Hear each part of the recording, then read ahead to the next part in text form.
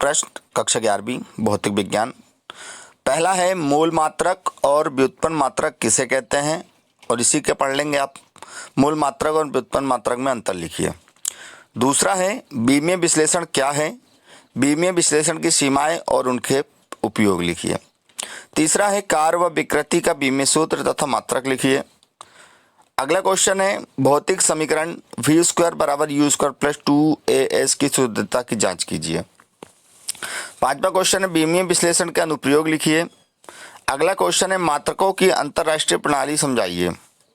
सातवां है सार्थक अंक क्या है, सार्थक अंक क्या है, सार्थक अंकों से संबंधित अंकीय संक्रियाओं के नियम लिखिए। आठवां है ताक्षणिक वेग एवं चाल को समझाइए। नौवां है अपेक्षिक वेग किसे कहते हैं। 10वां है एक समान तथा परिवर्ती त्वरण की परिभाषा लिखिए। 11वां है एक समान त्वरित गति में xt ग्राफ खींचकर गति के समीकरण प्राप्त कीजिए। चलिए अगला क्वेश्चन देख लेते हैं। 12वां क्वेश्चन है एक समान त्वरित गति में xt ग्राफ, bt ग्राफ तथा at ग्राफ बनाइए। अदिश एवं सदिश राशि किसे कहते हैं, उदाहरण देकर समझाइए। 14 नंबर क्वेश्चन है अदिश एवं सदिश राशियों में अंतर लिखिए। 15वां नंबर प्रक्षेप गति से आप क्या समझते हैं, प्रक्षेप की अधिकतम ऊंचाई एवं क्षैतिज परास r के व्यंजक निर्मित कीजिए। 16वां क्वेश्चन है सदिशों के योग संबंधित त्रिभुज नियम लिखिए। अगला है वृत्तीय गति किसे कहते हैं, एक समान वृत्तीय गति के लिए अभिकेंद्रित त्वरण ज्ञात कीजिए। 18वां है कोणीय वेग किसे कहते हैं, इसका सूत्र लिखिए। 19वां है एकांक सदिश किन्हें कहते हैं। 20वां है प्रक्षेप गति में किस कोण पर क्षैतिज परास ऊंचाई के बराबर होती है, गणना कीजिए। 21वां है संवेग की परिभाषा लिखिए, संवेग संरक्षण का नियम लिखिए। 22वां है आवेग और जड़त्व से आप क्या समझते हैं, इसका एसआई मात्रक लिखिए। फिर अगले क्वेश्चन की ओर 23वां क्वेश्चन है बल का एसआई मात्रक तथा बीमीय सूत्र लिखिए। 24वां है न्यूटन के गति का प्रथम और द्वितीय नियम समझाकर और एक न्यूटन बल को परिभाषित कीजिए। 25वां है 20 ग्राम की एक 900 किलोमीटर प्रति आवर्ष की चाल से चलकर एक रेत के ढेर से 35 सेंटीमीटर तक घुस जाती है, गोली में उत्पन्न मंदन ज्ञात कीजिए। 26वां शक्ति की परिभाषा, मात्रक एवं बीमीय सूत्र लिखिए। 27वां संरक्षित बल एवं असंरक्षित बल में क्या अंतर है, स्पष्ट कीजिए। 28वां नाभिकीय विखंडन में ऊर्जा किस प्रकार प्राप्त होती है। 29वां सदिशों के अदिश गुण के साथ गुण लिखिए। 30वां निम्न की परिभाषा आपको लिखना है, प्रत्यक्ष संघट, अप्रत्यक्ष संघट, प्रत्यक्ष स्थितिज ऊर्जा और कार्य ऊर्जा प्रमेय। फिर अगला 31वां कोणीय संवेग संरक्षण का नियम लिखिए।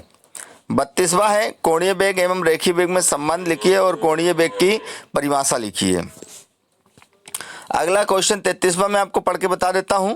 दो सदिशों के सदिश गुण के कोई दो गुण लिखिए। 34 नंबर है किसी पिंड का जड़त्व आघूर्ण किन किन कारणों पर निर्भर करता है।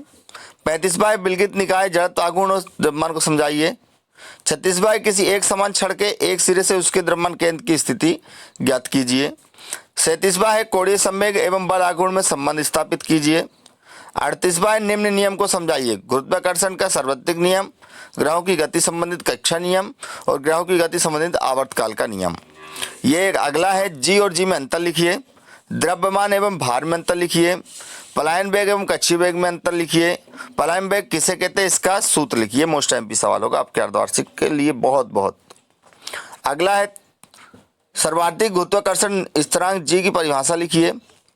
फिर 44वां है जी का मान कहाँ अधिकतम व कहाँ न्यूनतम होता है।